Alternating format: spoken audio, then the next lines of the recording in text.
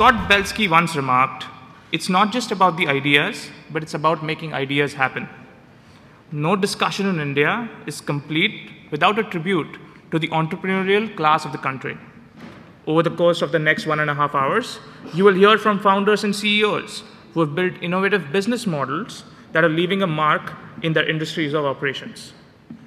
You will hear from Anant Narayanan, CEO of Myntra and Jabong, India's largest online platform for fashion. From Meera Vasudevan, who co-founded Tasty Bite Eatables, a specialty food maker with global presence that was recently sold to Mars Foods. From Deepak Ohri, who built Lebua Hotels in just 14 years into a brand synonymous with luxury. And PC Mustafa, who is the CEO and co-founder of ID Fresh Food, which produces authentic, 100% natural, and preservative-free Indian food. The format of the session is in the form of a speaker series, where you will hear for 10 to 15 minutes from each speaker, followed by a panel moderated by our very own Professor Sheena Iyengar, who teaches courses in leadership and entrepreneurship at Columbia. So let me introduce our first speaker, Mr. Anant Narayanan. He's the CEO of Myntra and Jabong, India's largest online platform for fashion and lifestyle, with $1.2 billion of revenue. Since he took over as CEO in 2015, the business has grown manifold, and he aims to make them the first profitable e-commerce businesses of the country. Before Myntra, Anant worked for almost 15 years in McKinsey & Company across Chicago, Shanghai, Taipei, and Chennai. In his most recent role, he was the director responsible for product development practice in Asia.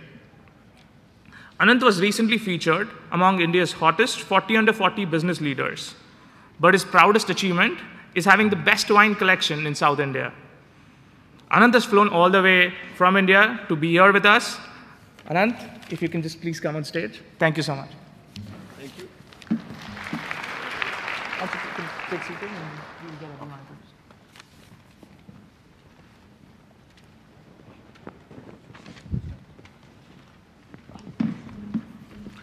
Good morning, everybody. I hope you're enjoying this session so far. I'll quickly introduce Meera Vasudevan. Meera is the co-founder of Preferred Brands International. It's a Stamford-based food company and the executive vice president of marketing and product development. The company, with its operations globally in the US, Canada, UK, Australia, and New Zealand, manufactures and markets Tasty Bites, which is present in all major supermarkets. She's also worked closely on social research projects with the Indian government and the UNICEF. Meera has also served on non-profit boards including GOPIO and a United Way of Western Connecticut. She manages a personal foundation, the Meera and Ashok Vasudevan Foundation, with her husband, that is committed to the eradication of hunger and malnourishment in America. She has a bachelor's degree in English literature with postgraduate qualifications in marketing from the University of Madras and INSEAD in France. Meera, we welcome you on stage.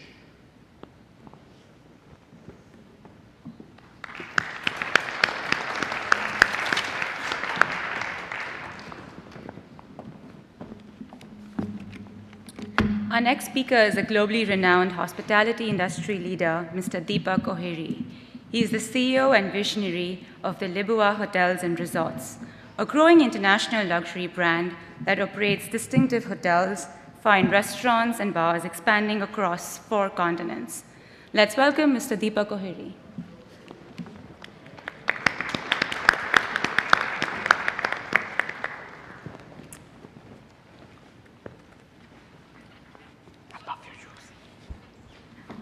The next one we have is a Kerala-born entrepreneur, Mr. PC Mustafa, the CEO and co-founder of ID Fresh Food, a decade-old brand that promotes authentic, fresh, and preservative-free Indian food.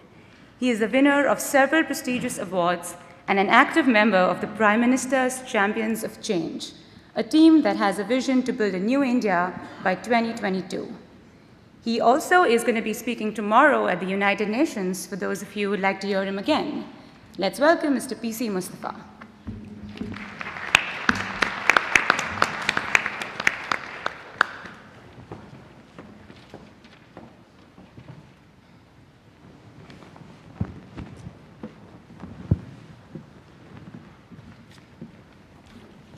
Good morning, attendees. I hope you're having an extremely fruitful and enriching morning. I take great pleasure in introducing Professor Sheena Iyengar, who's going to be moderating this panel today. Professor Iyengar is the ST Lee Professor of Business in the Management Division at Columbia Business School. Her research primarily addresses the implications of offering people choices. She's examined choice in a multitude of contexts, ranging from employee motivation and performance in a global organization to chocolate displays at Godiva and to mutual fund options in the retirement benefit plans. Professor Iyengar received the Presidential Early Career Award for her ongoing work in examining cultural, individual, and situational factors that influence people's choice, making preferences, and behaviors. Thank you.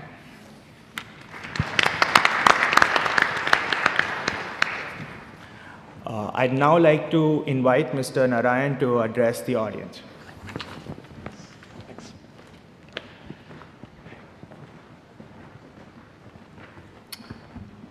Good morning, and thank you so much for having me. I have fond memories because both my sister and my wife went to Columbia. I unfortunately didn't get in, so I'm very excited to be here. So what I thought I could do is maybe spend the next 5-6 minutes just give you a sense of what Myntra does and what in general, the Indian e-commerce industry is actually going through. And then hopefully we'll have a good panel discussion. So I joined Myntra about 3 years ago. The business at that point, Myntra and Jabong, is a fashion e-commerce player. So we are the largest online fashion e-commerce business in the country. So this year we'll be about $1.2 billion.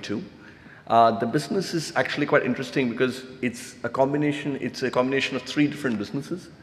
It's fashion, it's technology, it's retail. All 3 actually sort of coming together in an interesting manner. India itself is going through quite a transformation in retail. So online fashion retail is only still 4% of the market. The overall market in India is almost $100 billion in fashion and lifestyle. But online is roughly about $3.5–4 billion, but growing exponentially. That's only 4% penetration. Most other parts of the world, that's about 17–18% penetration. So we're at the very beginning of a very large S-curve in terms of growth. And the reason for that is actually quite simple.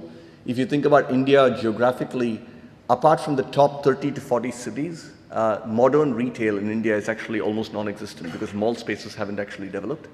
So India, like many other things, like we did with mobile phones, like we're doing with UPI and credit cards, we're actually going to leapfrog modern retail in many ways. So actually online retail will become quite a dominant player because you service almost 19,000 PIN codes and there's the advent of mobile phones. India, by the way, already has 250+ million 3G users. And by 2022, that number will be 600–700 million. So if you just think about that market with that penetration, it's quite an exciting space to be in. If I think about Myntra itself, just 3 things that I wanted to sort of comment on. We have actually always been in the business of making choices. And I know, Professor Iyengar, we were talking about this just before. So I'll tell you about a few of the choices, which I think were quite interesting. We were the first business that actually decided to bet big on mobiles and mobile commerce. So actually in 2015, we went app only. So not only did we make the mobile choice, we actually decided we would only have the app. Now, since then, we actually brought back the desktop and the M site, but 85–90% of our revenue comes from the mobile phone. And this was actually an important and strategic choice because it actually, India, if you look at the Indian market, mobile commerce is, I think about 6 to 7x that of what actually happens on the laptop or the desktop. And making that choice early on made us culturally mobile first, right? The entire organization was designed around mobile. You think about sizes, you think about small memory sizes in Indian smartphones, you think about how do you actually think about images and the size of the app. So I think very, very different in terms of how we actually thought about it. The second big choice that we made was actually private brands. So 25% of our business is private brands. We're actually developing them as private brands. Our largest private brand today is actually a $100 million brand, which is only online, and I think that's a first in India. Incidentally, by the way we developed our private brands is very online specific. So we use, even though it's a buzzword, we use a lot of AI and machine learning. So we have actually the first designerless brand. We actually have a brand on Myntra called Moda Rapido that actually is completely designerless. So we actually use machine vision and imaging in order to actually decide what trends are in place, and the machine actually designs t-shirts, jeans, kurtas, and it does really well. So I think that's a second choice around private brands and investing in AI for private brands. And that also, by the way, is a big driver of our profitability, because fashion e-commerce actually has high margins, and if you have private brands, it actually makes a big difference. The third choice is when we actually acquired Jabong. Jabong was our nearest competitor. It was owned by the Rocket Internet Group. We bought them 2 years ago, and they were the #2 player in the market. And the choice to acquire them was quite interesting. It was one of those hair-raising moments where two companies were bidding for it, and we actually had to end up closing the deal over a weekend. So more about that, hopefully during the panel. But what was really interesting about that move was it changed the industry structure, because now you have 45% of the market. You can deal very differently in terms of discounting, how you shape the entire ecosystem. So actually we became a market leader and reduced competition in some form, at least in the fashion e-commerce space, right? So I think that was another interesting choice that we actually made, which was still playing out, but which we're very excited by. And then the last is actually not so much a choice, but just how we actually think about overall Myntra and Jabong is we are in a business which actually constantly changes, right? So every day there's a new competitor. Obviously, in any market where there's Amazon, you have lots and lots of competition, so we never sort of, you can never not take them seriously. But also there's lots of fashion and social commerce players that are coming up really fast. So one of the things that we try and do at Myntra is to actually build a culture of learnability.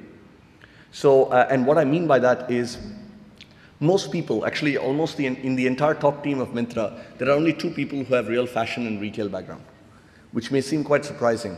But it's actually an industry that's getting built. So what we look for actually is learnability and the ability to pick up new skills and in a complex environment, come up to speed quickly and think completely disruptively.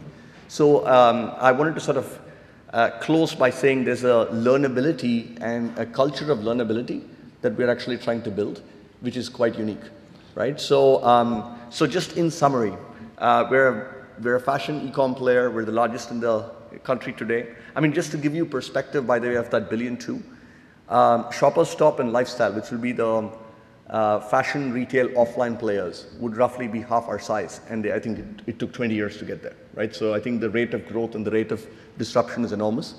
We build that actually by making a series of strategic choices, and I think building a culture which is a combination of fashion and technology and encourages learnability and risk-taking. So, happy to talk about all of that and also a little bit of perhaps the Indian startup ecosystem and what's happening in retail.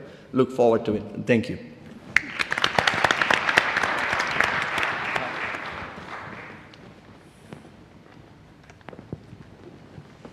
I was waiting for a cue.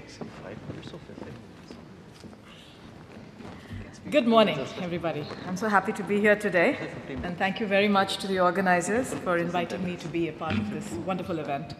I've attended this before as part of the audience a few years ago, and it was absolutely fun. So happy to be here. So let me begin by saying that I never did think of myself as an entrepreneur. I know today we're talking about entrepreneurship, but here I am. My journey began in India with a degree in English literature and then in advanced German studies, and I also did a stint in Germany as a student of language and literature. So I had this image of myself as writing immortal prose bilingually.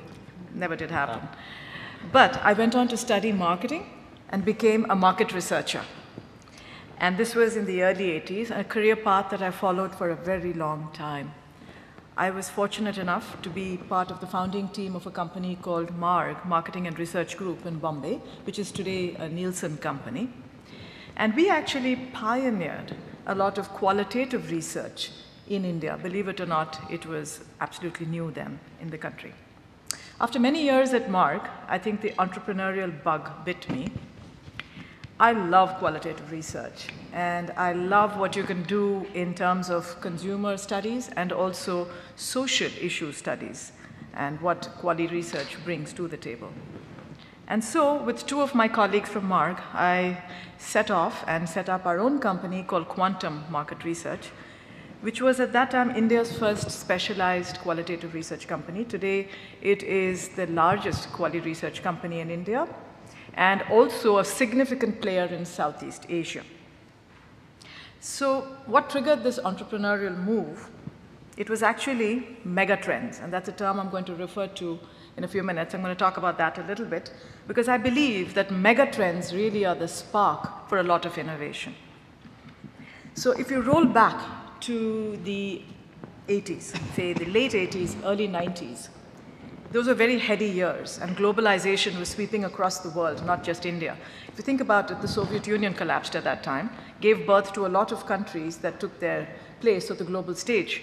So did Russia. And India really presented its own opportunities with the opening up of its markets to the world. It was therefore a very good time, a great time, to incubate cutting-edge qualitative research company. So I think we were there at the right time. Quantum very quickly became a leader in doing very innovative work with global brands seeking to enter India. So we crafted a lot of the brand country entry strategies for many of the brands that you take for granted in India today. The Indian consumer is a very complex one, and it took a lot of learning about them to know that you can't just bring a brand from overseas, dump it into India, and hope that it's going to flourish. Those were crazy fun years, and we found ourselves doing a lot of work not just in India, but also pan-Asia, and funnily enough, started being called in to do work in the emerging markets of Eastern Europe. So talk about globalizing research. And then, in the early 90s, I moved here to America, and I spent the first year and a half here doing nothing more than just traveling across the country, nosing into the culture, and getting a ringside view of what was going on here. And I think my entrepreneurial spirit was stoked one more time because I saw some huge mega trends unfolding in America in the early 90s. So in 1994, I co-founded Preferred Brands International, Tasty Bite, with my husband, who is also my business partner, and I think of him as a fellow disruptor. He had always been a corporate kind of guy, and he was working at Pepsi New York at that time, and he was, I think, the first Indian to be moved to Pepsi New York. And he decided I was having too much fun, and so he quit Pepsi, and we formed the company. And I think the journey with Tasty Bite has been a lot of fun because we initiated it by just saying to ourselves, what are we doing here? We are actually thinking of moving America from mashed potatoes to Bombay potatoes. And if I'd met Mustafa at that time, I'd have said from donuts to vadas. But you get the drift. So what did we see as an opportunity for innovation back then in the early 90s? And it actually did literally happen in our study at home, where we spent many days poring over concepts and models and ideating crazily to try and figure out what it is that we were setting off to do. But I think what really drove us was that we could clearly see three big mega trends unfolding across America at that time. The first was the emergence of the natural and healthy food industry. Healthy became trendy. So it was earmarked by a few things that were happening. The emergence of chains like Whole Foods and Trader Joe, growing demand for natural and organic foods, an increase, believe it or not, in gym membership than ever before, an increase in gyms. And finally, the most important, that the FDA mandated for the first time in America the nutrition panel on the back of your food packs. All this was the characteristics of this big megatrend. Second big megatrend that we saw unfolding around us was the search for not just convenience in food, but real convenience. More women joined the workforce in the 80s and 90s than in any of the decades before that, till after the Second World War. There were more time-starved families who were spending way less time cooking or preparing food and way less time in the kitchen. The concept of a grab-and-go home meal replacement foods was becoming a boom industry in supermarket delis across America. And consumers were beginning to be unwilling to trade off health and nutrition for mere convenience. And therefore, we refer to this megatrend as real convenience. The third megatrend we saw emerging at that time was the beginning of the interest in specialty cuisines. So America's palate was on the move. So it moved away from Thai and Chinese, and we saw a boom in the restaurants, newer cuisines. Indian restaurants, Thai restaurants, sushi became big in the early 90s. Mexican food started taking precedence. And so that was driving this urge to eat new flavors. The other thing that was happening is that there was an increase in the number of passports that Americans were getting at that time for the first time. And so there was an increase in overseas travel and therefore a greater exposure to newer cuisines, newer cultures. And people who were traveling from here were bringing it back. And then, of course, we were seeing, funnily enough, food writers, food columnists, using terms like, for the first time, cumin, coriander, saffron, turmeric. So these were becoming mainstream ingredients. And all this is stoking what I'm calling this mega trend of a palate on the move. So we saw these mega trends, and we had meanwhile by then, through a series of other circumstances, met with the then owners of the Tasty Bite factory in India. And we loved the product and the technology. So we sort of put the two together. And then when we considered the mega trends, it hit us that Tasty Bite really was sitting at the sweet spot of these three mega trends. And because I see the brand as offering healthful, nutritious choices in food, it brings heating and eating convenience of a 1 minute to dinner, and rich, authentic flavors and absolutely wonderful ingredients from Asia. So it sort of combines all these three, and that's really what struck us, and we said, oh my God, here's a business. We referred to this as, the internal tagline was, convenience without compromise. The company has grown today. We've recently been acquired by Mars Foods, a company that we have a lot of respect for. They have brands that are like us. They share our values of natural and organic. You've heard of the brand Seeds of Change. They have similar values. The team is bigger, the company is bigger, but I'll tell you one thing, those mega trends still remain relevant even today, and that's really what drives all of us even today in the company. Whether it is product development or it is marketing communication, we are driven by those mega trends. It's what consumers are doing. We began this journey in 1994 in our study at home. We had $5,000 in the bank, and we said, let's grow it from there. We've had good times, we've had some bad times. We've got some lucky breaks along the way, and we've been very fortunate to have the support of some totally amazing people who believed in us in the early years. And I think it was also our own strong belief that if you have fun with the business, then it's not difficult work. It's just a lot of fun. So, thank you.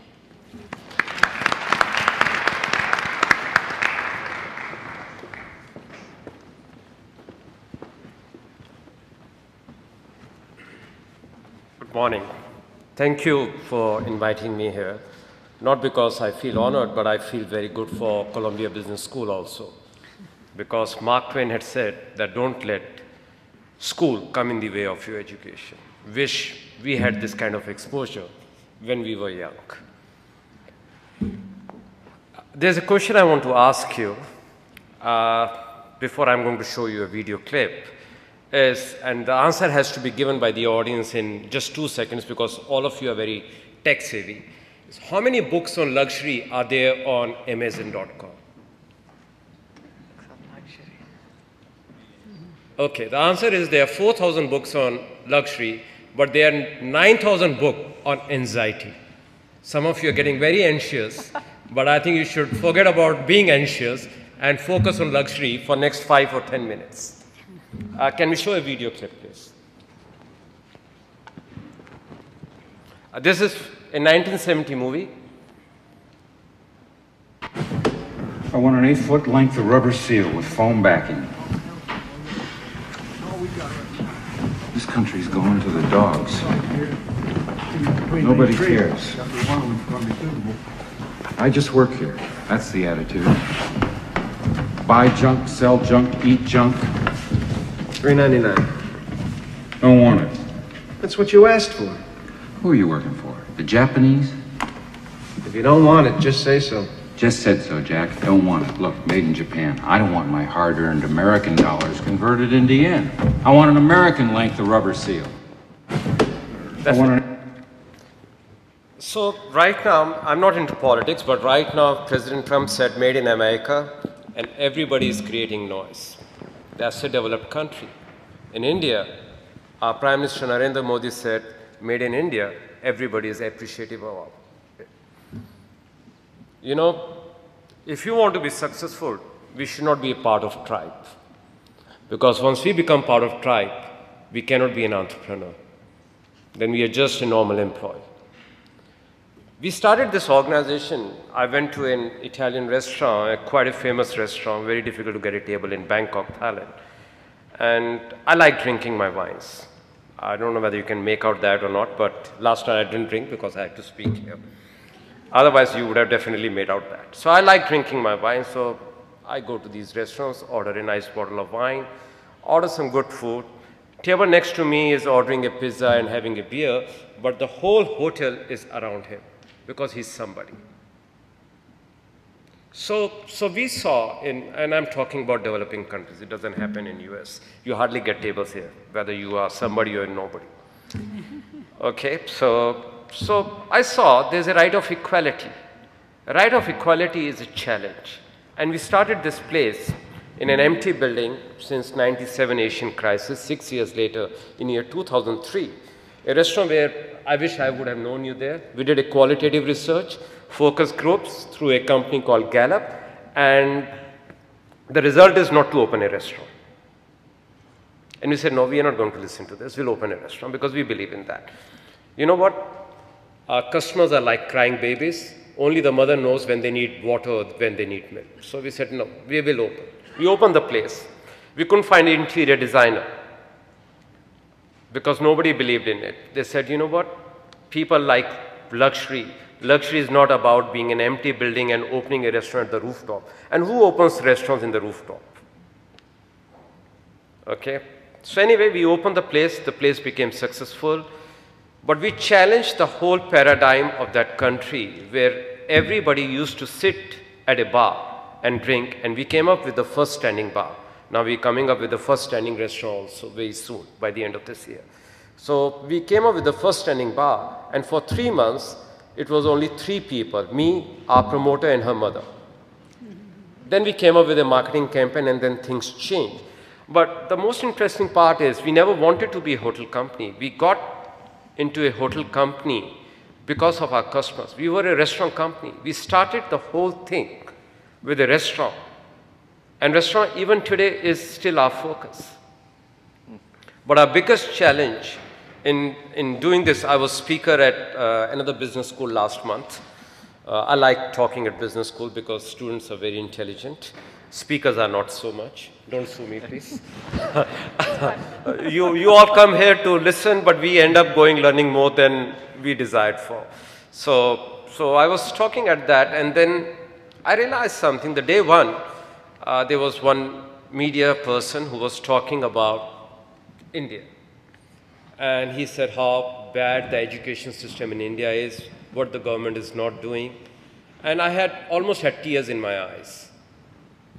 And next day, there was a gentleman called Baiju application. I don't know whether you have heard of that or not. It's a private sector, and how he reaches out to more than 100 million people in India. But there was no media person present there. Because for any country to improve, it cannot be the government. It has to be a public-private sector undertaking. It's very good to criticize something, but it's very difficult to appreciate. My friend who wrote this book, you should read about it. It's called Luxury Loses Luster by Dana Thomas. So whenever you start something new, the locals are the first one to repel it, unless you are in New York. Okay, so our challenge was that locals actually didn't appreciate what we were doing because they said, how can you open something like that? And when you are in a developing country, everybody who knows how to spell food becomes a blogger. Everybody who knows how to write becomes a journalist. And then they don't like to pay when they visit your place. And then it becomes a challenge how well you satisfied them and how famous you become. And that took us to another step of innovation of emotional marketing and creating a community. We didn't create a community on a Facebook or a Twitter. We created a community in person. What I do is when I travel, I normally host cocktails in that city. I call our regular customers and I meet them face to face and try to understand where we went wrong and what more we should be doing. Means there are many innovations that we have done, but we also bring partners along with that. I will speak less about us because you can read about us, but I'm just going to tell you that 3 things. Shiva's, which is a whiskey company, first time in 200 years, they created a blend for us. There's a company called Paris Jouet, which is a champagne company, has never created a champagne, a cuvée for anyone. They're creating a cuvée for us next year, first time in their 200+ year history. Michelin Guide came in year 1900 in the world. I think means I take pride. Normally I don't like to boast. I'm the first Indian which has got two Michelin star. I'm not a chef, but as an entrepreneur for a French food. So the thing is, India has a lot of potential. India can grow, but you don't have to be part of the tribe. You have to be on your own. We tend to become a tribe. I think there's a marketing gentleman here, Seth Godin, who writes his book on tribe. I think you should buy his books and read about it. But more than reading about it, you should follow people actually who are on this stage, or you should follow people who are really an entrepreneur. And that's what I have to say. Thank you very much.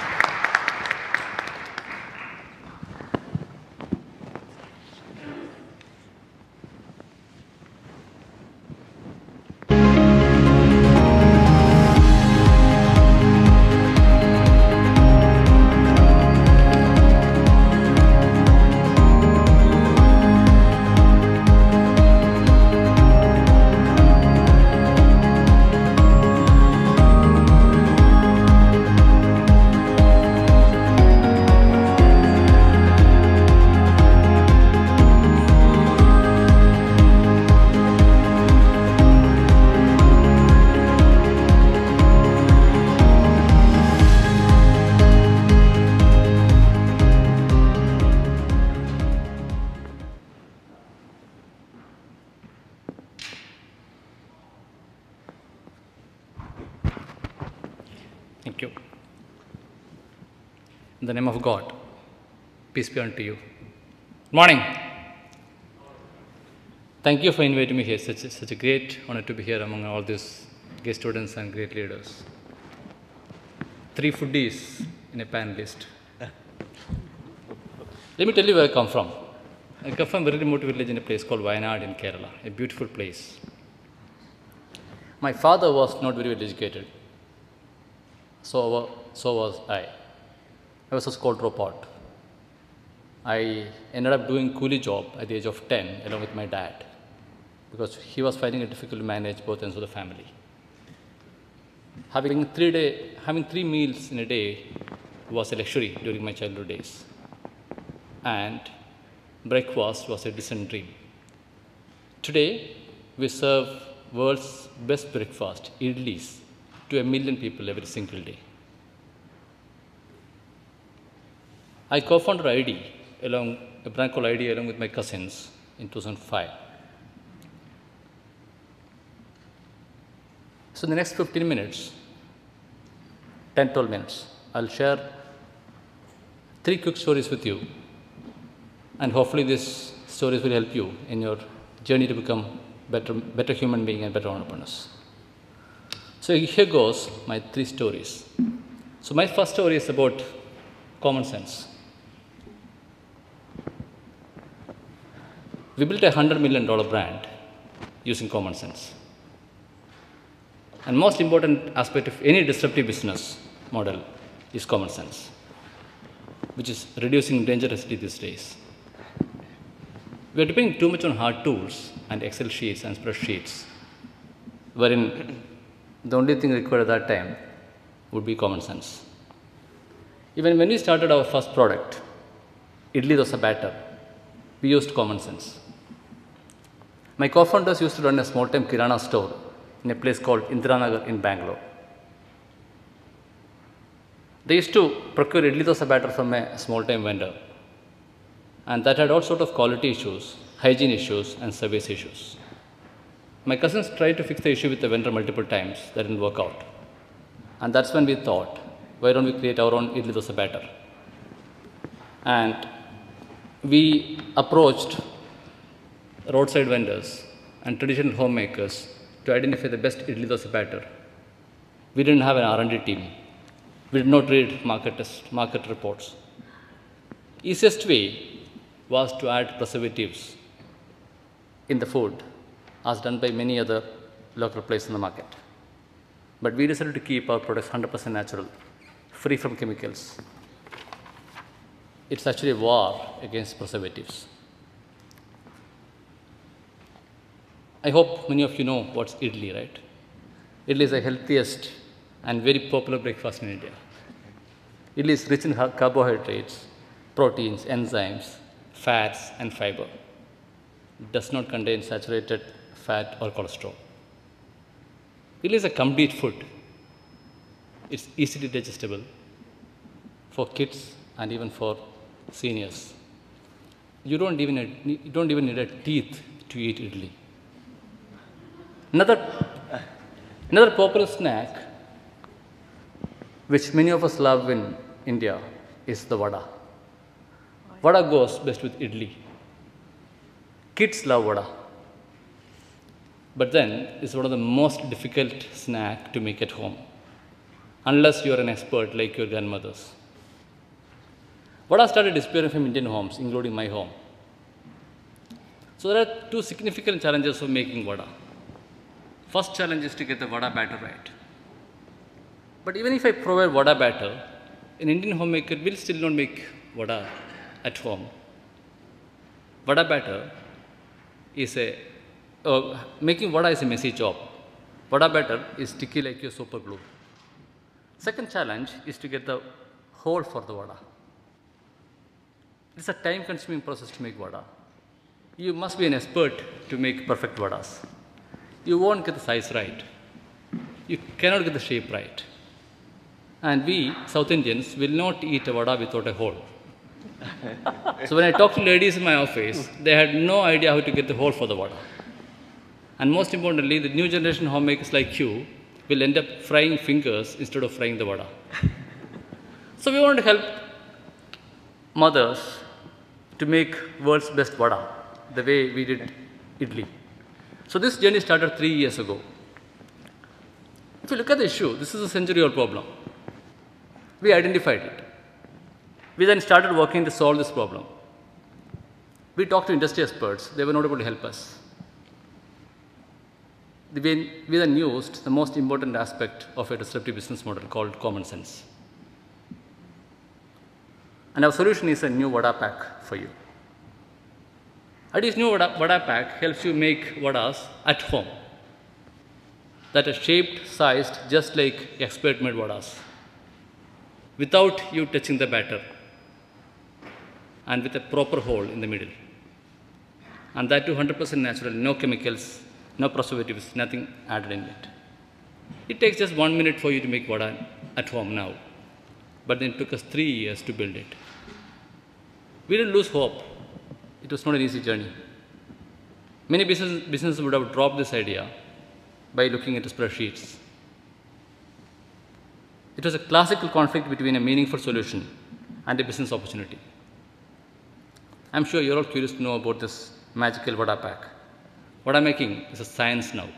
It is not an art anymore. Let me show you how it works.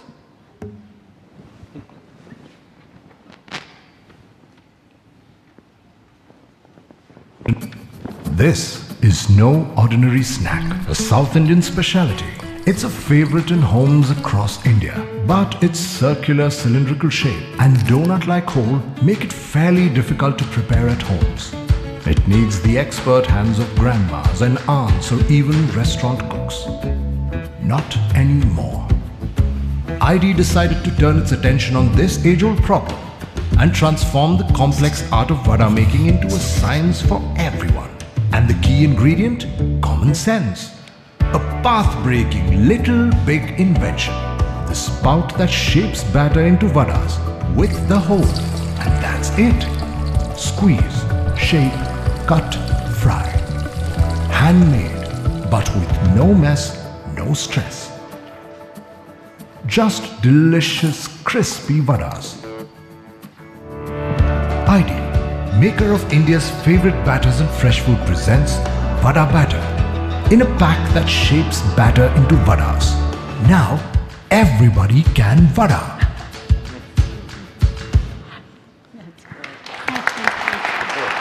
Thank you. This product and packaging was developed by my co-founder, who didn't have any formal technical education. Techies like Anand call it 3D printing of vada. Experts like you call it innovation, but we call it common sense, because that's the most important ingredient for innovation. So my first message to you is look around, identify such opportunities, and use common sense to solve it. That's the best way to build a disruptive business and stay ahead of competition.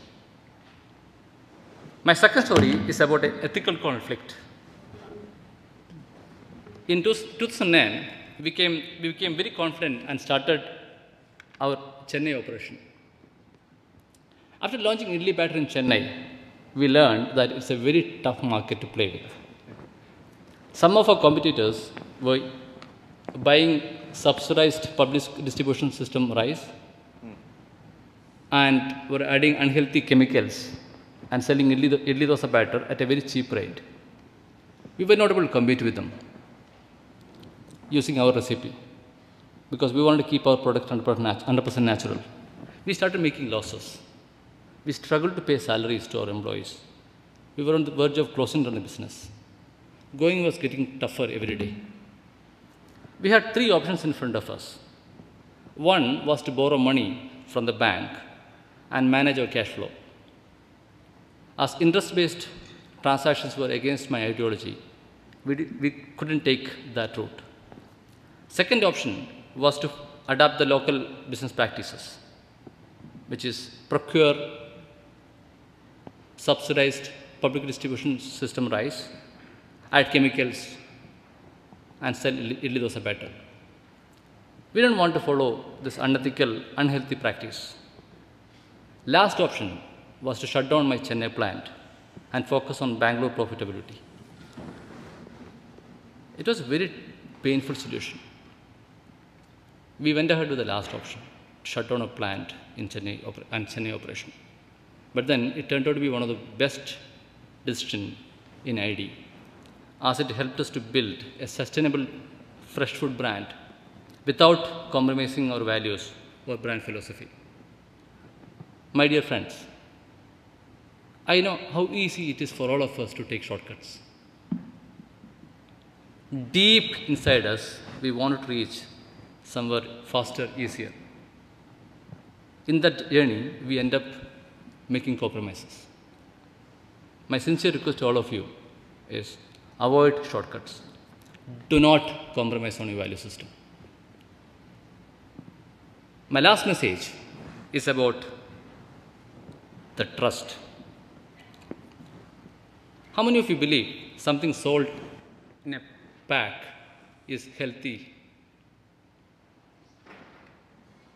Packed food is considered as unhealthy, mostly by Indians. And we were selling our products in a pack.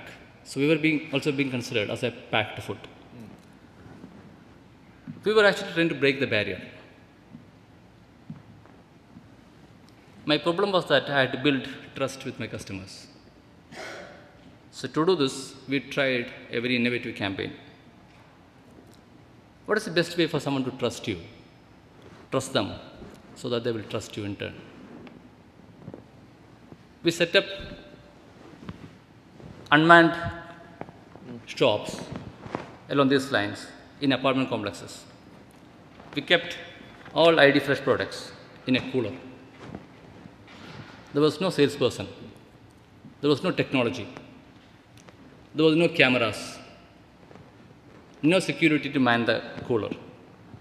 No one is watching except the Almighty Lord. Customers were expected to open the cooler, pick the products, and deposit the money in the money box kept next to it. It was purely based on trust. Our customers were surprised with this campaign.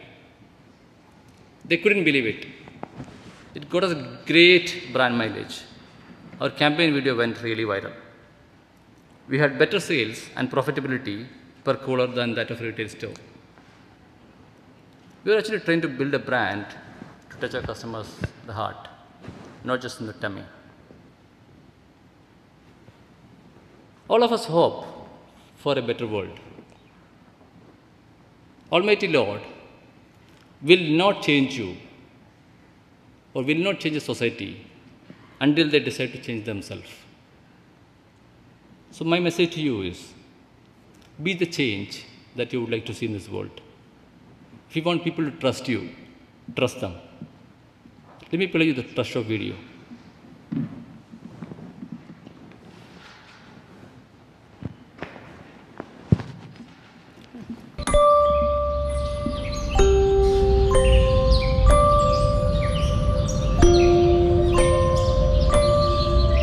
Trusting strangers was never easy for me. But I remember that day clearly. Her laugh. Sweet child.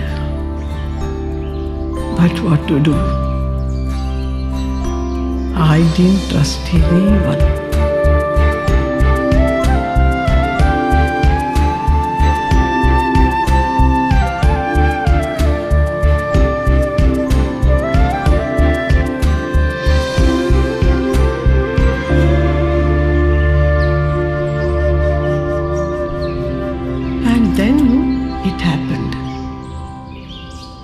Moment, everything changed.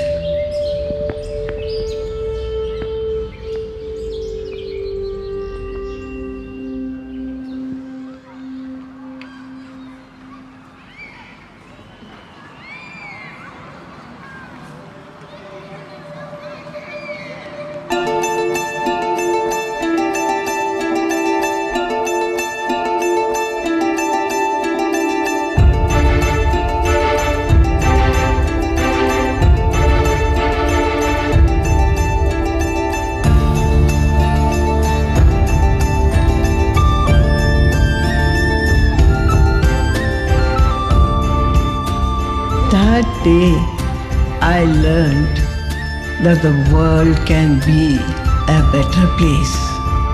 We only need to trust each other.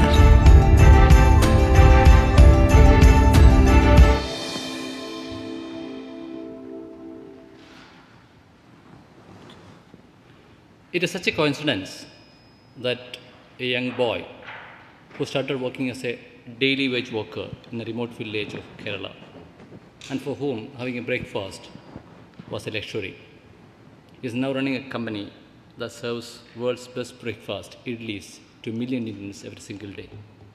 It happens in India, only in India. India is a great place to do business. Do come back. Jai Hind.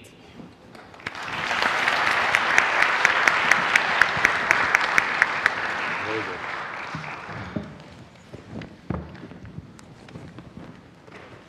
Those are some of the most amazing stories.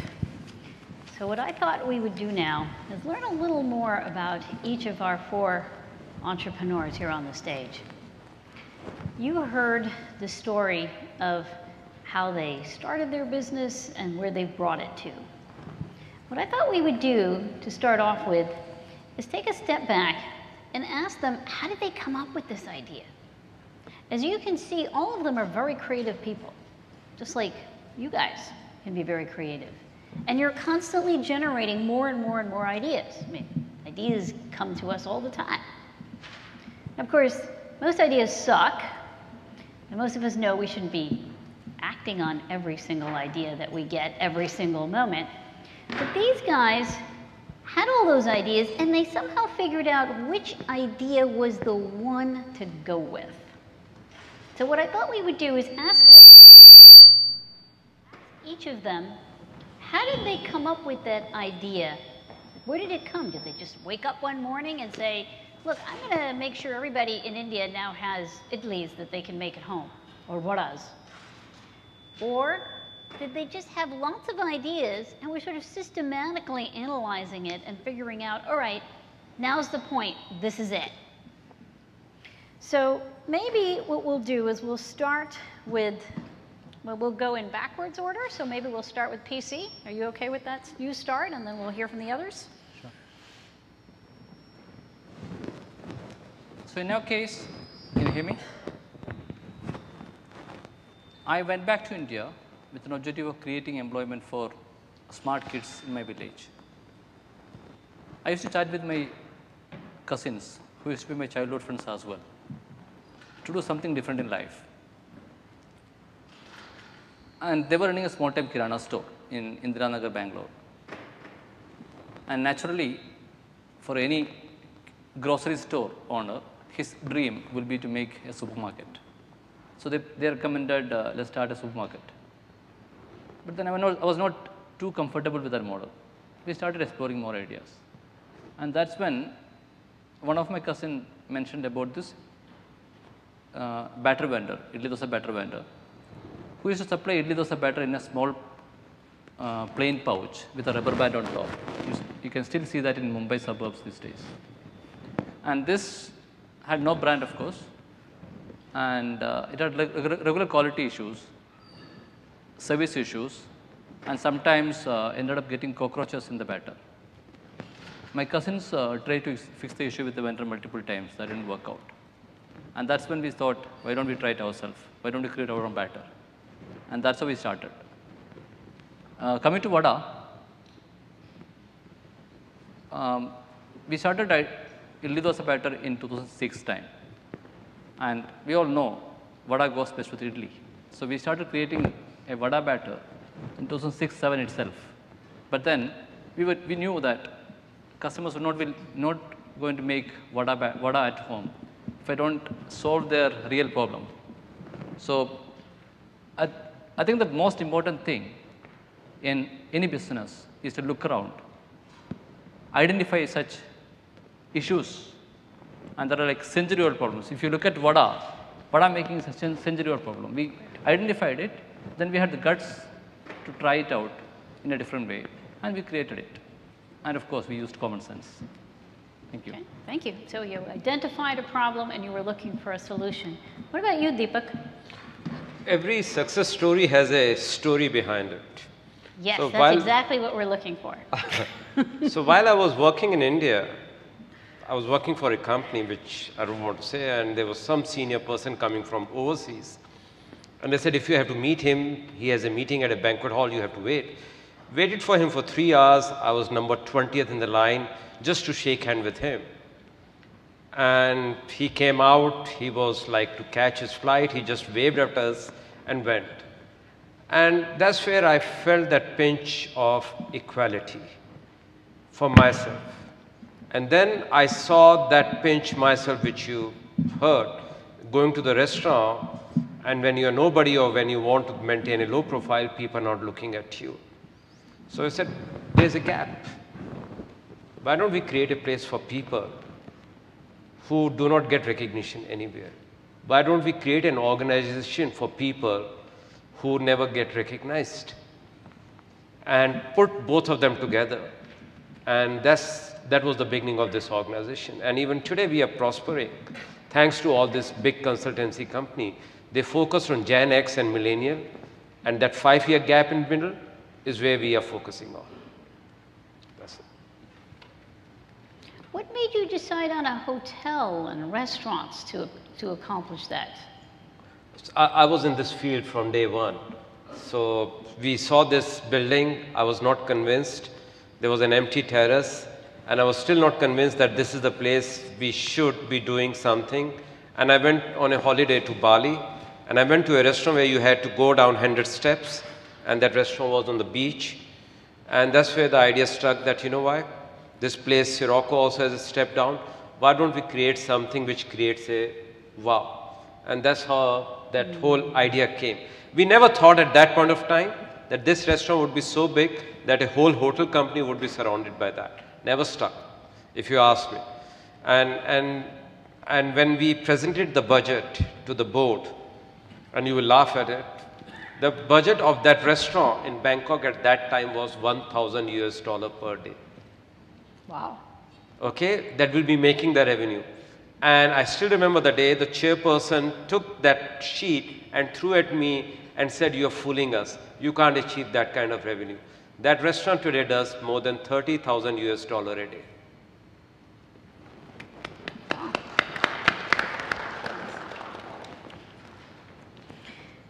Meera, you wandered around the country searching for a new life or a new thing, a new hobby, and suddenly in the midst of all this, you pick food. Why did I pick food? I love food. I'm a foodie, I confess. You know, I think what I noticed is, other than the mega trends that I alluded to earlier, which sort of was sitting in my head about what's happening, that there was this whole movement towards health in America for the first time. I think that was something that triggered it. And I also believe that traditional cultures, traditional diets, have wellness built into them. So if you take a look at the Indian diet or the Chinese diet, the traditional diet from anywhere in the world, older cultures they don't see food as being separate from wellness. And they see it, the saying in Ayurveda, for instance, is, you are what you eat. And I'm a firm believer in that you are indeed what you eat, and everything you put into your body reflects what the outcome should be. And that part of me collided with this part where I was seeing the angst, the cultural struggle in America at that time to say, we've been eating badly all these decades. Something is wrong. The obesity epidemic was beginning. Diabetes is on the rise. Maybe we need to take a look at the way we eat. And that's when it struck me that we need something that tells people, yes, you can love food, you can enjoy food, like many cultures do. It need not be boring. Needn't eat boiled vegetables just because you want to feel good. You also have to enjoy it. And so when we came across the concept of the Tasty Bite product is when it struck me that, oh my God, here's something that actually bridges both these issues. Were there other ideas that you were debating on at the time? Well, at that time, I was actually, to tell the story, I had done with Quantum, and I had just incubated my second company. I confess I'm a serial entrepreneur. I love doing that. So it was a management consulting company. We were based here, and we were providing entry strategies to American corporations looking to enter India at that time. And we worked with people like, we took Tropicana to India, Ocean Spray. I had 2 other partners then. And we did work with Westinghouse, a bunch of companies. And along the way, bumped into the folks at Tasty Bite, and that's when it sort of struck me, oh my God, this is such fun. Let's bring something back into America, and let's take a look at food, an area that I love in any case. That's what happened. I just love to eat. Frankly, all this is BS, yeah, really. I just love food. Okay, Anand? So, maybe 3 things. The first is, I'll tell you about, I think I was telling you about this brand that we started, which is all, completely designer-less. And, it's made in 45 days. Do you have a lot of women that you're surrounded by? I'm sorry? Are you surrounded by a lot of women? We have, actually, Myntra has, at least in the top No, team, I'm 45% joking about women. your personal I life. have 3 daughters. She's asking about you personally. You're interested in dressing people. Where did that come from? Actually, by the way, that didn't come naturally at all, actually. So I don't know exactly how to answer the question of how I got interested in dressing up people. Maybe 2 things, actually. The first is, I think, your point of common sense and just asking sort of the obvious question. So today, actually, the way fashion is made overall is a very, very sort of inefficient 200-year-old process. The garment industry hasn't changed dramatically, right? So you basically take, a couple of years to make the fabric, you block it, you make it 9 to 12 months in advance, and typically you sell about 60–70% of what you make, and the 30% you sell as end of season.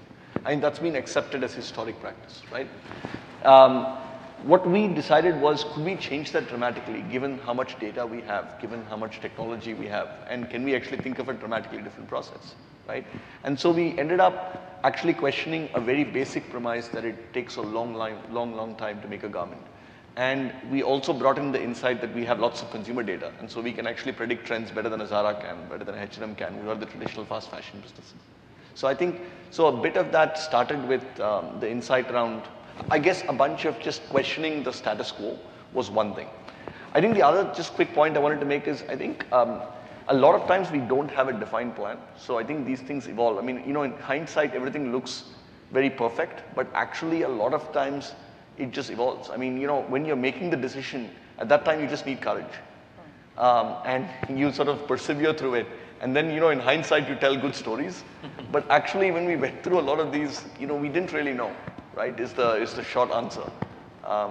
So I think, not being too prescriptive about exactly where you want to go, but sort of going along with the change and having the courage to persevere.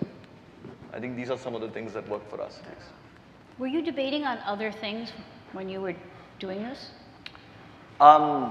Yeah, I think there were lots of choices, right? So actually when Myntra first started, I think it was a personalization website. So we were selling t-shirts, cups, all of it for personalization, right? I think sort of the fashion pivot happened 3 years later. And I think there was a choice about whether we should actually become a horizontal e-commerce player, like most others had. And we decided that we would actually stick with fashion because we felt that it was a market that was a more of an emotional sell as opposed to just efficiency based. And therefore we felt that it would actually, in the long term, be more sustainable, right? It would actually have profits, you could build brands. You don't just sell on cutthroat efficiency. So I think there were several choices that were made, I think, as we went through the journey. Can you tell us a little bit about your choosing process? Like whenever you have a difficult choice in your company as it's growing, what's the process you use? Do you ask your employees? Do you take a walk and just sort of look around? Do you ask experts? What's your process? So I think we do, again, this will sound like a good answer, but we do, I think, maybe we do 3 things, I think, well. The first is, I think we listen very intently to customers. Everybody in Myntra, independent of who they are. When you say you listen very intently to customers, can you unpack that? Like, what do you do? You survey them? No. Because you're right, everybody says that, but everybody has a different way of doing that. So we do 2 things. The first is everybody has to actually go do deliveries. So the biggest danger in online e-commerce is you never meet a customer, ever, right? Because you could actually, and you could stare at numbers all through, and they are big numbers, and so you get distracted. So everybody in Myntra, actually the senior team does at least once a month, does half a day of deliveries and actually talks to customers. Says what do they like, what don't they like, why do they actually shop on Myntra, why don't they, right? I think that really helps. The second, which is very humbling, is actually just go spend 2 hours at our call center, which all of us do. So I do at least once a month. It just helps because you actually hear the complaints directly. So you're doing a lot of, you've really systematized field work, which is very important to your process. Yes. So I think that's the listening intently part. So we have now put in place a process that allows, a few hundred of us to actually be immersed in customer. The other thing we do is every week we have a customer escalation meeting where we don't have a lot of data, but we actually listen to customer calls and really, really go deep on why an issue went wrong. So we pick one case and just go deep. So I think a whole set of things around just understanding the customer. I think that's one. The second is, I think, just ask everybody for their opinion, but make your own decision. I think it's important to listen, but I think it's not democracy. In terms of your question on the process, I think eventually you have to make calls. I think so how many opinions do you get, and how do you deal with this person said this person said that other thing, this person said that other thing, some people agree, some people disagree, the opinions are all over the map. So how many opinions do you get, and how do you deal with the fact that the opinions are all over the map? So the first is actually to set the context correctly and actually say, I want your opinion, but you're not the decision maker. So people actually don't feel bad about it at the end of the day and actually give you the opinions openly. So I think we make it a point to say, look, we'll get 10, 15 opinions, but these are opinions. It's not the decision-making process. It's input into the decision-making process, and just being clear about that up front helps. I think the second thing that we do is, again, seems cliched, right? But you can have lots of opinions, but we eventually make a lot of the decisions on facts.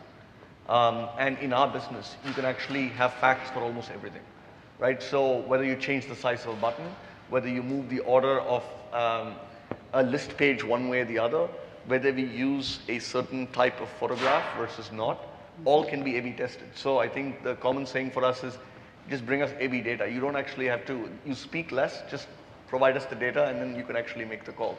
So one, being clear that they're opinions and not decision makers, and we get lots of qualitative input.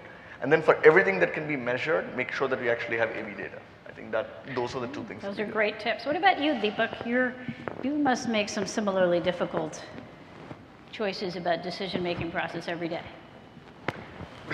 Well, So- yes. Oh, sorry, you asking? It's me? Deepak. Yeah. Deepak, oh, sorry. See, I like to sleep a lot, so I like to dream. So that's So the reality. key to success is sleeping a lot. Yeah, so dreaming. And the second good thing I do is I watch a lot of movies. So when it comes to conceptualization, that how the restaurant would look like or how the bar would look like, I think I don't listen to anyone. It's me, me, me. That's So you're all about imagining. Yeah. That's actually a very important choice-making skill, right? It's this Yeah. whole notion of imagination, and actually sleeping can be very useful for that. Yes. And when it comes to management, so each of senior management, they got a box. They can do whatever inside the box they can do, but when they have to come outside of that box, they have to check with me. And so that's how we operate. So decision making, you can call it autocratic, but it's not autocratic, there's a democracy. But when it comes to conceptualization, I think we are not very good looking restaurants, but we are one of the best looking restaurants in the world. I'm not talking about Asia, but I say in the world. And we are coming up with few more 11 restaurants and bars, and they're worth watching. So I follow fashion. So how do we decide about the food? So I follow fashion. So do you see yourself then as an entrepreneur though then, or do you see yourself as an artist? I don't know. I have no idea. I don't know how to describe, but I follow fashion. So now the fashion is going, if you notice, to 1950s or 1960s. If you see the movies that are coming now, they're getting more classical, okay, besides the fiction. And that's where the trend is going. That's where you all are going in your subconscious mind. So we create something to match what you're thinking or what you want to see yourself in. Now I give you an example. If you're not feeling good, an example in the city, there's one restaurant here, I've got nothing to do with that, but it's something where it makes you very happy. It's called Carbo. It's at the village area. It's an Italian place. But the place has got a vibe. It's got 1950s music. The place gives you that feeling. The food is great. You feel very happy and bubbly about it. So that's what we create. And that's how we do our things. I don't know whether I'm able to answer your question, Professor, or not. So Mira, when you were describing your process, you're very systematic, you're very thoughtful, you really think it through in terms of strategy. Can you tell us a little more about the art behind your decision-making process? Because there's got to be some things you're not as certain about. Sure. If I sounded too certain, maybe my words betrayed what really happened. Strategy is important, and let me give it its due place, because I think entrepreneurs do a few things. One, entrepreneurs tend to focus and plan, and we're not risk takers, believe it or not. We may take a chance, but we don't take risks. So we plan, we do put together something that you know you shouldn't fail and fall on your face too badly. I mean, to some extent you do. And so you tend to take strategy into account. The art behind this, or the non-strategic part of this, is something that I lay equally great store by to your question, and that is intuition and insight. And not a day goes by when I don't speak to our teams in sales and marketing and I say, not all the data in the world, not all this analysis paralysis that we have can ever tell you what is the right move to make to titillate a consumer's palate. You're bringing joy to your consumer. So the data can get you up to a point, but after that, you have to rely on good old-fashioned insight, intuition about your consumer. And that's really important. That's really what got us where we have got. That's really got me started. It was that journey across America, taking a look at people, touching and feeling this, active listening, to borrow a phrase from clinical psychology. That's something we employ in a focused fashion in the company. Even today, we actually have methods for using active listening so that you build a certain gut for the consumer, you build your insight and intuition. And intuition is not mumbo jumbo. It's really a sequence of subliminal observations that you've made over time, that you use a systematic process of bringing subliminal observations and emotions that surround it into the liminal level, and you say, I have an insight about this. Can you give us an example of when you really relied on your gut? Let's say the data I can. So we actually let that whole, mercifully in retrospect, we let that whole, the Atkins diet era go past without touching it. And I know that I kept getting pressured because I'm not only the person who wears a marketing hat, but I also wear the product development and R&D hat, among being bottle washer and ledgers and everything else. But the point is that at that point, I kept getting asked by people, not just consumers, but also people in the marketing team who kept saying, you're making a mistake. I think we should get onto a low-carb line of products. And I said, guys, my gut is that that is not going to go anywhere simply because when you listen to people talk and you tell a consumer, this is fabulous, this is low sodium or this is low carb, she'll play lip service to it and she'll tell you in a focus group, fabulous, that's what I'm going to buy. When you look at the repeat purchase of these products, they don't really do well because at the end of the day, you haven't seduced her. So I used to keep saying, my insight and my instinct about this consumer is that she needs seduction. So when she buys your product, she's going to buy it because, oh my God, that's so good. And so she comes back. So low carb is a soulless and frankly flawed science. And I'm willing to debate this with anybody. It's bad science. That whole Atkins movement was wrong. And we know that today. And we also felt that if you give people food that is made safe, made with good nutrition in mind, and it tastes damn good, they're going to come back to eat it because it does them good.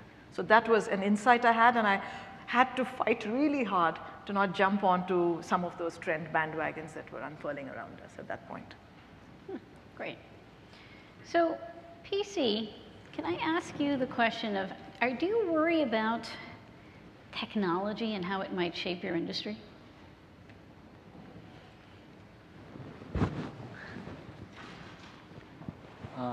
ID runs on IT. That's a fact. And you mentioned how you use AI, right? Yeah, so if you look at ID, we got the sales data and the market return data captured for every product, every store for the last 8 years. And we built a product, technology, mobile-based app before the Android era. That was the Nokia time, message-based. And objective was to capture the data, store-wise, sales, SKU-wise, day-wise, time zone-wise data in terms of the real, sales and wastage information. When we started ID for the first 4 years, and we deal with highly perishable fresh food without any chemicals in it, and with 3-day shelf life.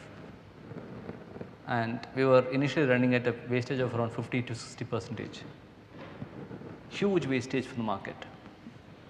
And then we implemented this technology, started analyzing the data and taking the informed decision at a store level to keep the right quantity in the right store on the right day. And today, we are running at less than 1% of the wastage using so you've dramatically, technology. And what do you think is going to happen in the next, say, I don't know, 5 to 10 years in your industry? I hope one day we will use robotics to make parathas. Okay. And of course, 3D print more of parathas and dosas. 3D printed parathas, actually. And dosas. There is a professor here at Columbia University that has designed a 3D printer that does make food. Oh. So if you're interested, I can introduce you to him. But they actually now have the capacity for 3D printed food, and it does look prettier than handmade. It can be much more artistic. Yep. Doesn't taste as good yet, but it can look much more artistic. But these are engineers creating food, so you could probably teach them a little thing or two about how to make food. So what about Mitra? Mitra, you also mentioned heavy use of technology. You even talked a little bit about machine learning. Yeah. So, how is technology going to change your industry? So I think, today I think we think of ourselves as a tech company. So it's actually tech plus fashion, the way we think about it. So that's why it's interesting. It's left brain and right brain. So we're very much a tech business even today. Give you a couple of examples. So when you go buy stuff, right, as a buyer, as a large retail company, you know, if you were a Shoppers Stop in India, you would end up buying, you know, maybe 2,000, 3,000 styles in every season at some level of quantity. In Myntra today, we buy 200,000 styles, right, across 2,000 brands, because it's just, you know, you have infinite shelf space and so on. So one interesting thing we do is actually we have obviously an experienced team of buyers who look at trends, who look at fashion. But this year we actually sent a set of engineers who are actually making buying decisions in parallel with them. And you know, 70% of the decisions are the same, but 30% are not. And my sense, by the way, is this time we made the bet to go with the buyers, but over the years, I think the machine learning will get better and better and better in terms of buying, and we'll rely more on engineers, right? So I think it's, you know, it's actually, by the way, not so much, I think the technology and AI are here to stay, right? I think, you know, we deeply believe in it. The real thing actually is not to think of it as a separate function. The real thing is to actually imbibe it through every business process and to get every senior manager in the business to think technology first or product and technology first. I think that's going to be an ongoing process. I don't think we're there yet, but I think we've made lots and lots of strides, right? So I think it's dramatically going to change. So let me just make sure the audience understands what you're talking about here and how this all works. So in terms of so let me just try to see if I understand what you're saying, right? You have data about what things were bought. Yep. You have decisions that were made by human buyers from the past, and you plug that in.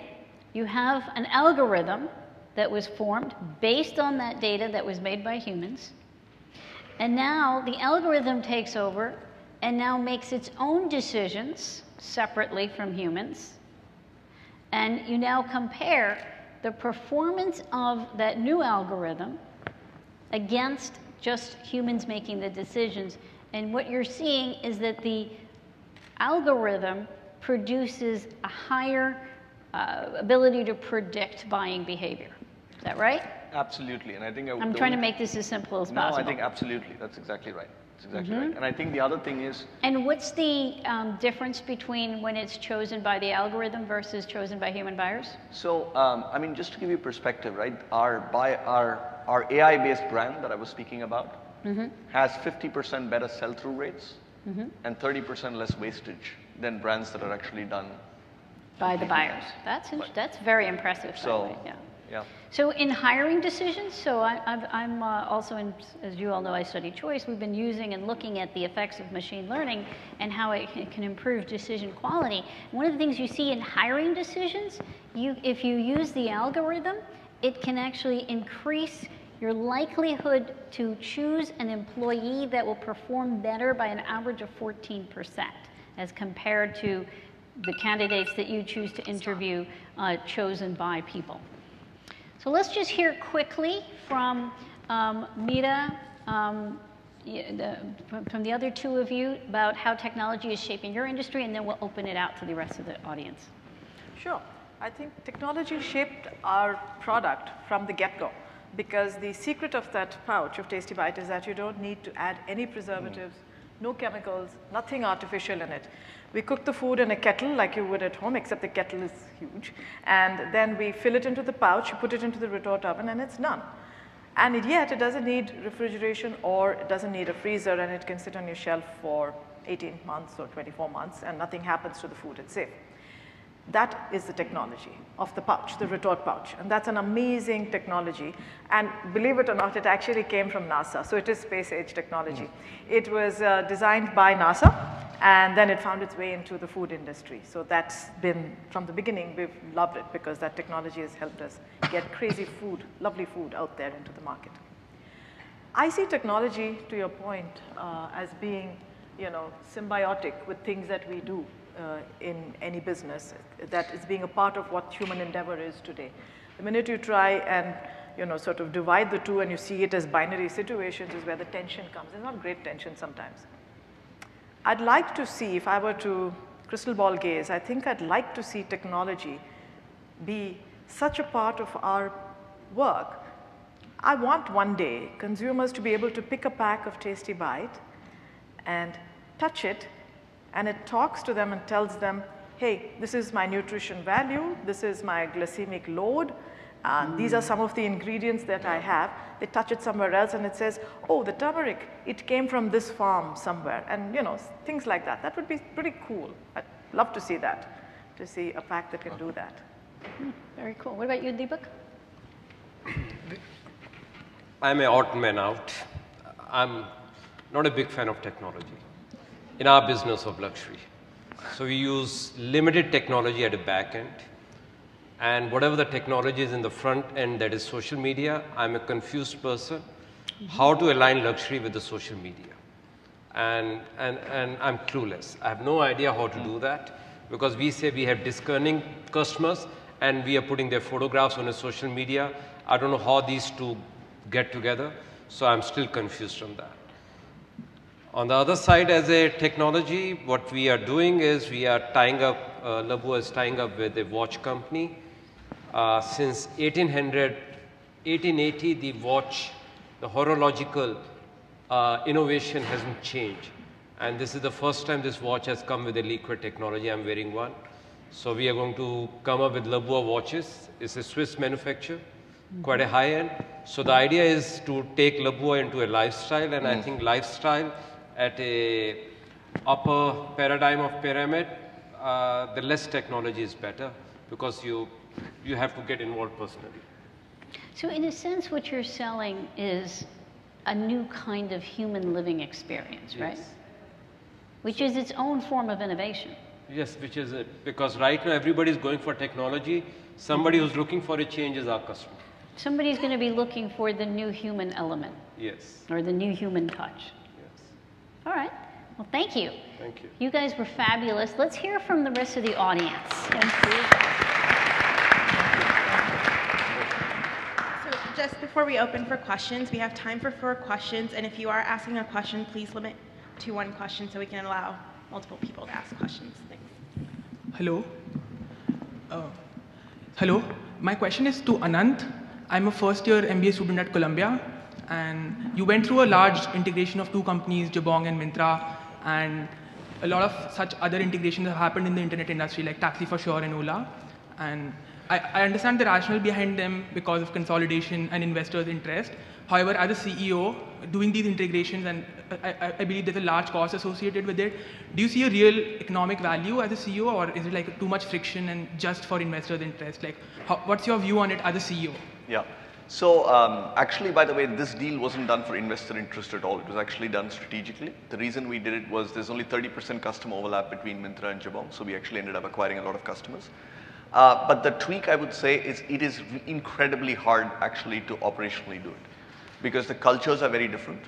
So you have to be very clear from the very beginning why you're doing it, and you have to be very clear about what you will and will not do.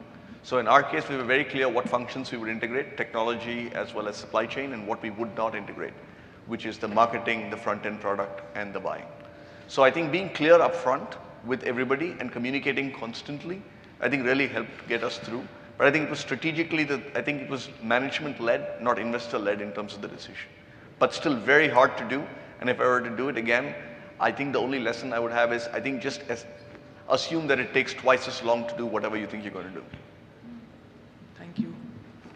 Thanks. And just a quick question on operations here. So when we think about entrepreneurship, right, having a great idea is one thing. It's the execution on the field is, right, much more important. And I think a lot of people in this room are probably in my shoes, right? I left India when I was 8, right? And going back once a year really doesn't cut it. It's the, right, and just thinking about the pace of change in India, right? So even if you've come abroad for university, right, in the 4 years you're here, India has changed a lot. So I guess my question is, what advice would you give people kind of in my shoes looking to move back to India? And specifically, what would you do differently, or how would you think about the world differently for your own businesses? Thanks. Is it for me? Go for it. Yeah. Okay. So I'll start. Maybe folks can add on. I think the first is, I think, just flexibility. I think there are lots of things in India that keep constantly changing. So I think not having a rigid point of view on everything from here as you go there, I think just being flexible and willing to learn new things is probably the most important thing to do. I think the second is, in addition to sort of the yearly visits, how do you sort of, when you go there, intensely immerse yourself in what's happening? And that, by the way, is not necessarily, I mean, it depends on the field that you're in, but I think it's a lot more around getting out of your bubble. I think most people who go back live in a bubble. So how do you get out of that bubble and start to see a little bit of the real change that's happening in India and being out there? I think those are two things that I think are quite important. So I think it's extremely important to choose the right product. Can you hear me there? No. It's extremely important to choose the right product. If you look at Bangalore market, just Bangalore eats more than 2 million idli every single day. There's a huge opportunity. People like us are just ignoring it. And people end up starting Pizza Huts and stuff when you have a great opportunity like idli. So I think that's my first advice, choose the right product. It's extremely important to understand the market as well. An Indian homemaker is a gatekeeper for a kitchen. She will not let idli inside a kitchen. She's okay to buy idli dosa batter, cook steaming idli and serve it on the dining table and eat with the family. If idli comes out well, she gets the credit. And if for some reason, if idli is hard, blame goes to me, brand ID. So I think it was extremely important for us to position the product and understand the market very well. Do not start selling idli, sell idli batter. Hi, this is Manik here, over here. Investor, brother, and lifelong learner, so I can relate to the theme which Anant was saying. But here's a question, because all of you are learning machines in your own fields. Can you share for us audience 2 books which are at the top of your mind these days, and also any online resources, such as if you track any Twitter or blogs or whatever. Each one of us has our own diverse set of things. So for all 5 of you, 2 books and few online resources for all of us. Oh boy. I don't read.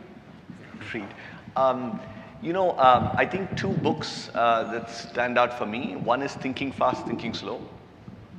It's a Kahneman book. I think it's a classic around just how people think and make decisions. So that's always interesting. I'm trying to figure out what the next one. Maybe, I know Peter Thiel is not a popular guy here now, but 0 to 1 I think was an outstanding book in terms of how to start. So I think those 2 stand out for me. I try and avoid Twitter, Facebook, blogs of all kind, because customers, try and get to me from all channels. And I actually think, by the way, more seriously, I think there's too much noise. And therefore, it's very hard to sort of figure out real trends. So I don't get news from social media or Twitter or any of that.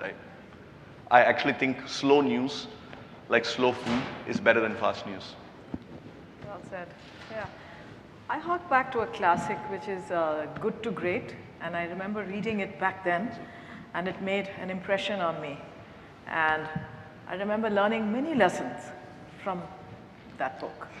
Until today, I sometimes dip back into it and say, yeah, I forgot that. I should be, refreshing my memory on that. And I like that book somehow. It teaches you in many ways.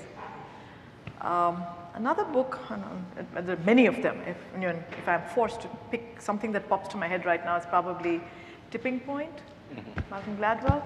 And that's an amazing socio-human look at how we make some decisions, and I love that. I love what he says about the tipping point. It guides you in so many ways when you run a business. Yeah, and I'm with you on the social media. I'm a Luddite. I follow it and I use it in the business, and we do a lot on social. In fact, a bulk of our marketing budget is really digital. It's direct to consumer, and we feel it's a lot more fun that way.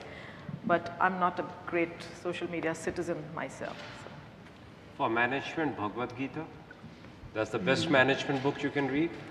And for luxury is Luxury Losses Luster. So 2 books.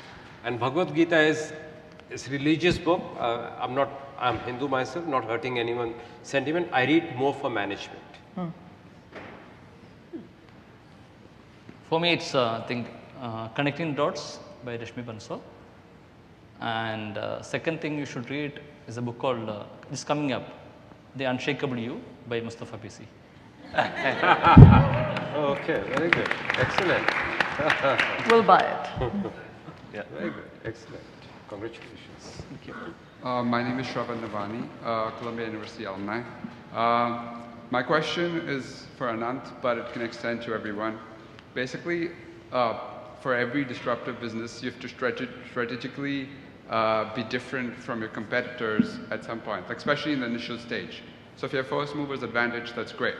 But for example, with Amazon, Flipkart, and I think everyone's thinking that, you would definitely have competition where people are gonna like reach the same level with volumes or like with data and analysis. So how do you keep defining your strategy to be different from them and keep growing and just not sink into or get bought out like some other companies? And similar to all the other businesses, how do you keep a startup being different and continuously innovating? So this may seem a bit strange since I did 15 years of consulting in McKinsey, but I actually, by the way, think strategy is overrated in some ways. Actually, execution and innovation on an ongoing basis make a dramatic difference.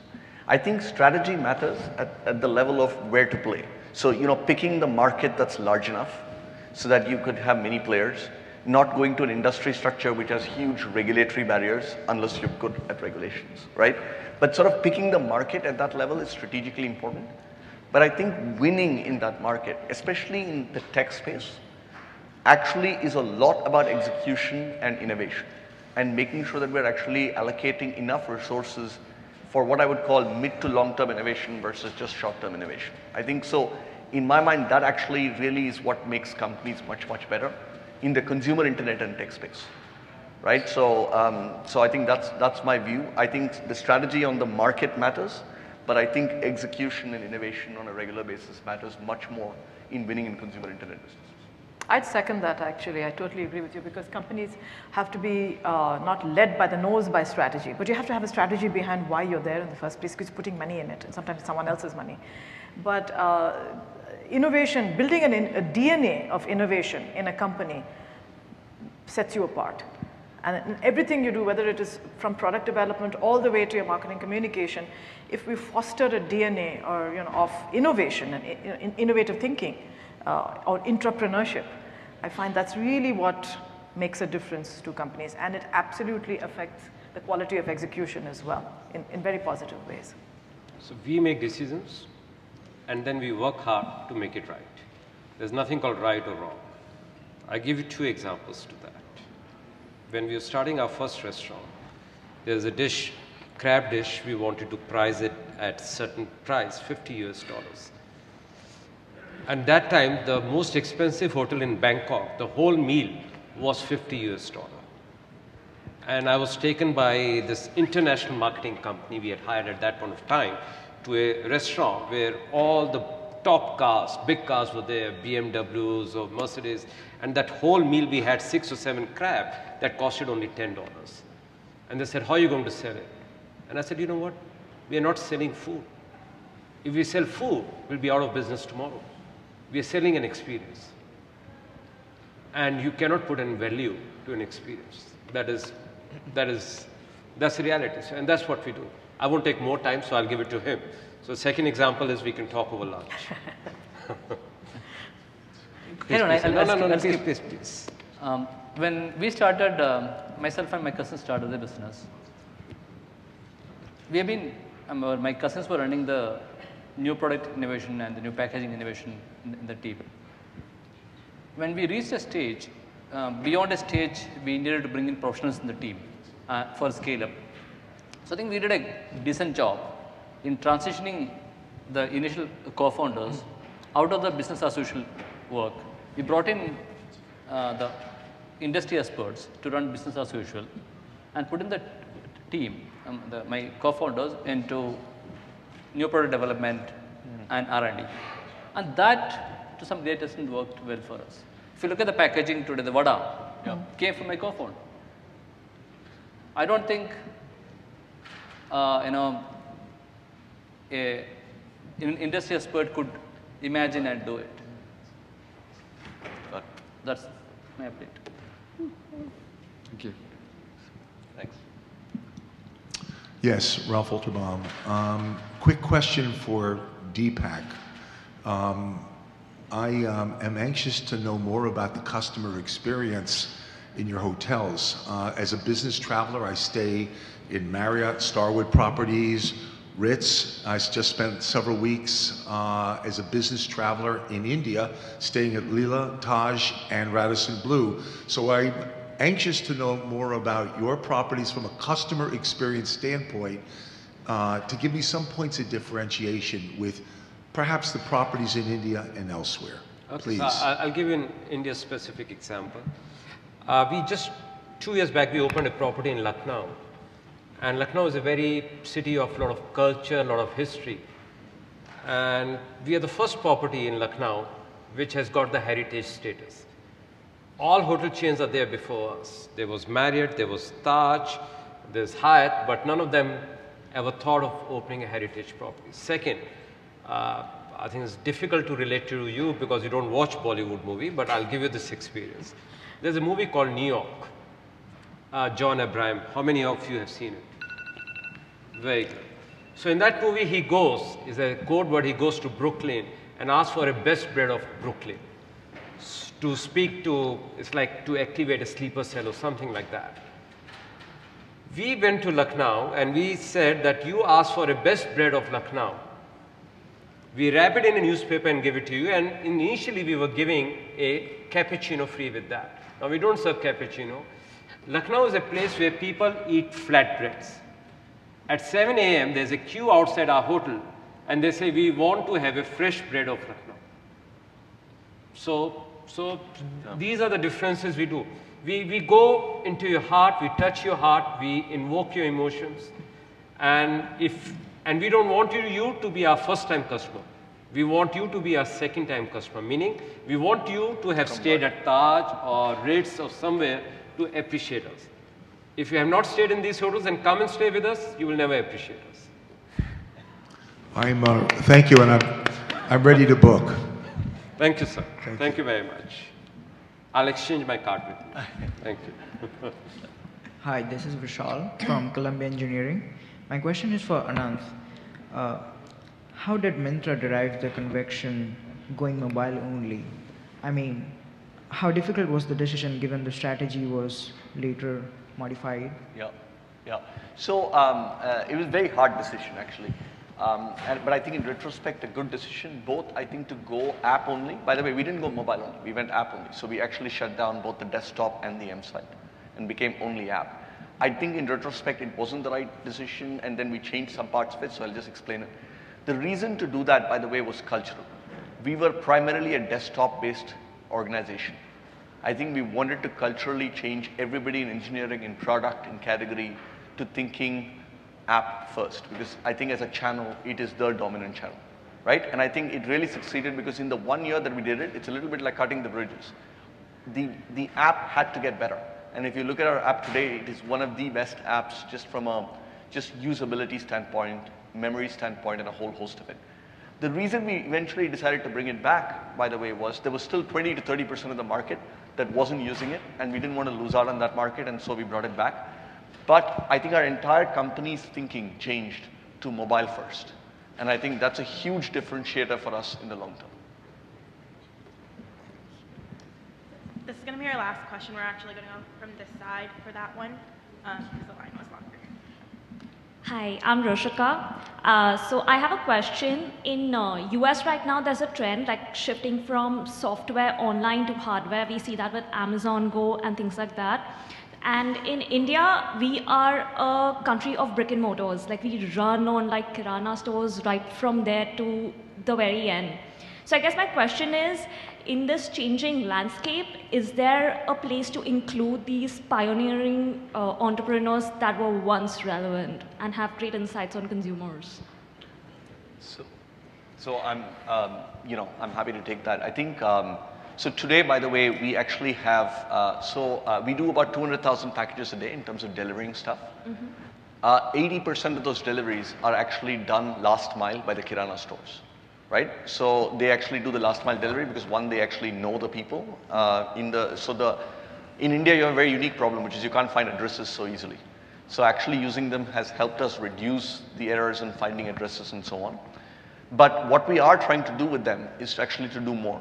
So especially in tier 2 and tier 3, we're trying to actually get these guys down to do assisted shopping, right? So it's not the Amazon Go equivalent, but it is actually omni-channel and assisted shopping in a very India-specific way.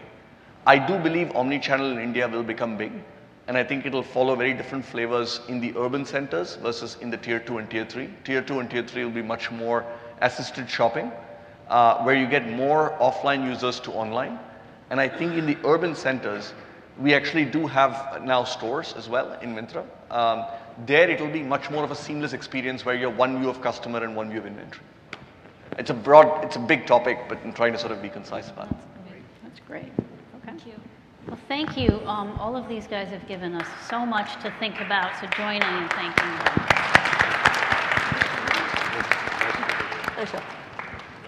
Thank you, everyone. Thank you, Anant, Meera, Deepak, Mustafa, Professor Iyengar.